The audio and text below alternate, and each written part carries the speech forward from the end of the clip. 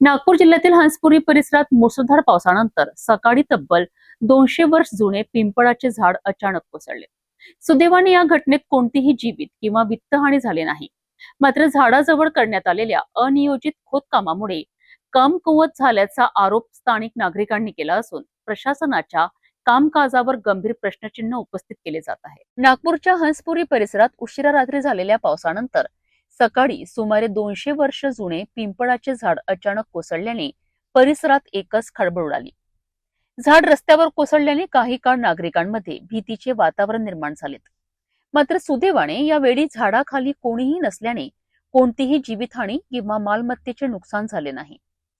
स्थानिक नागरिकांच्या म्हणण्यानुसार काही दिवसांपूर्वी झाडाच्या परिसरात नाली आणि गटाराच्या कामासाठी अनियोजित खोदकाम करण्यात आले होते. या खोदकामामुळे झाडाच्या मुळांना मोठा फटका बसला आणि त्यामुळेच पावसानंतर झाड कोसळल्याचा आरोप नागरिकांनी केला आहे.